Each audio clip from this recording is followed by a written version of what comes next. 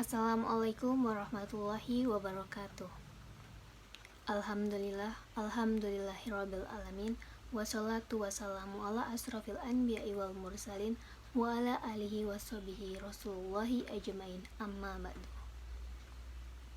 Puji dan syukur kita atas kehadirat Allah subhanahu wa ta'ala yang mana telah memberikan kita kesempatan sehingga kita dapat bertemu di pertemuan kali ini. Sholawat serta salam tak lupa kita hadiahkan kepada junjungan kita, yakni Nabi besar Muhammad Sallallahu Alaihi Wasallam bil lafaz Allahumma sholli ala Sayyidina Muhammad wa ala alihi Sayyidina Muhammad. Baiklah, kami dari kelompok 4 akan memperkenalkan diri. Saya Nanda Nazira sebagai moderator. Pemateri pertama ada Muhammad Dion Gustinov, pemateri kedua Muhammad Agung Al-Afan, dan pemateri ketiga Sofia Fulvi Intan. Kami dari kelompok 4 akan menjelaskan mengenai analisis proses bisnis tentang merekrut karyawan, mengevaluasi hasil pekerjaan karyawan, dan melibatkan karyawan dalam rencana yang menguntungkan. Baiklah, langsung saja memasuki penjelasan yang pertama yang akan dibawakan oleh Muhammad Dion Gustinov. Kepada Dion, disilakan. Nah, yang pertama yaitu merekrut karyawan.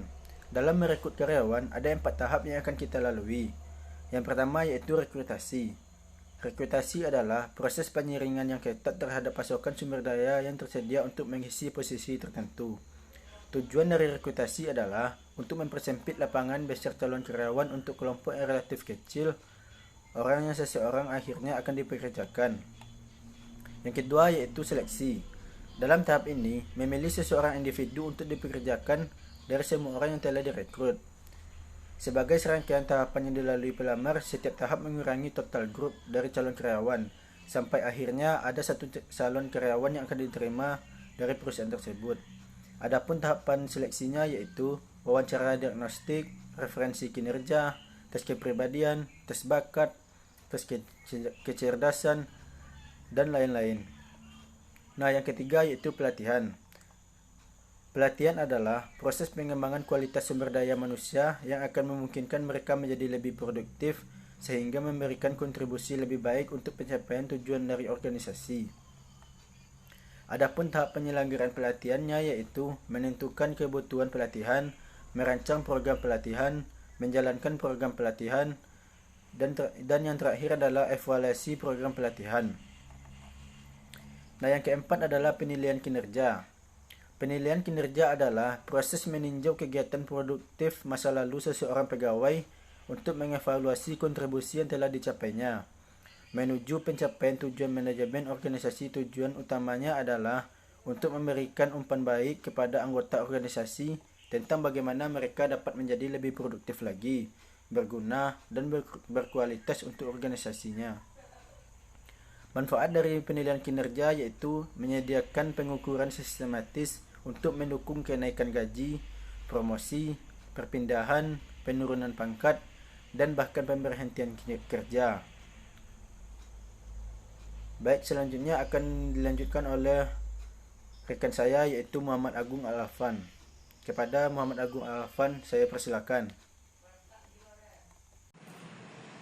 Baiklah, di sini saya akan menyambung presentasi dari Muhammad Dion Gustinov, yaitu mengevaluasi hasil pekerjaan karyawan.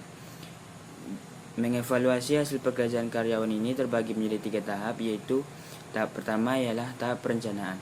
Di tahap ini merupakan saat di mana penyusunan sasaran kinerja yang diharapkan kepada karyawan dan kemampuan atau kompetisi apa yang diharapkan oleh perusahaan pada setiap individu yang bekerja di dalamnya. Yang kedua, tahap pelaksanaan. Di tahap ini merupakan waktu di mana pelaksanaan pemantauan terhadap berbagai rencana yang telah disusun dijalankan dengan baik dan mendapatkan tanggapan yang positif bagi setiap karyawan. Yang ketiga ialah tahap penilaian.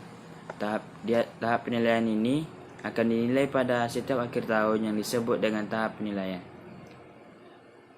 Tujuan utama diadakannya evaluasi kinerja di antara lain ialah 1. Untuk mengembangkan sumber daya manusia. 2.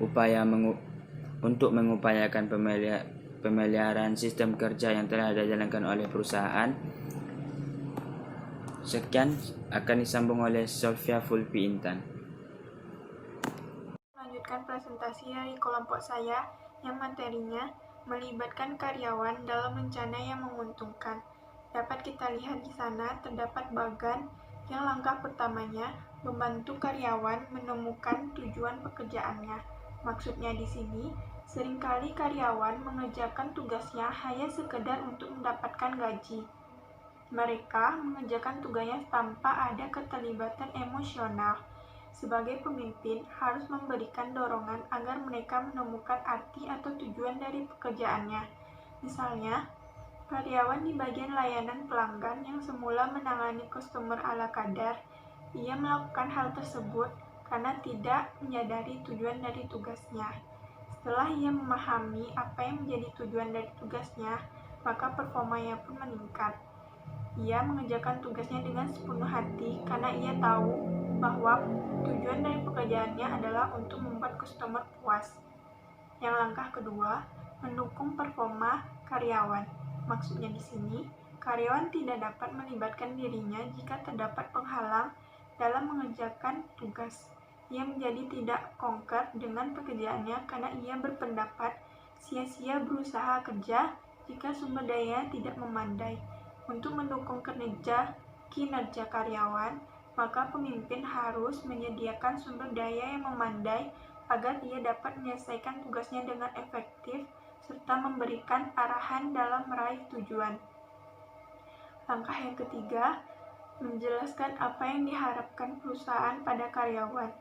Langkah tersebut disampaikan untuk mengetahui apa yang diharapkan perusahaan pada karyawannya akan membuat karyawan tidak memiliki keterlibatan penuh dalam organisasi. Karena itu, manajemen harus memberikan penjelasan yang detail apa yang diharapkan perusahaan terhadap karyawannya dan tugas yang diberikan.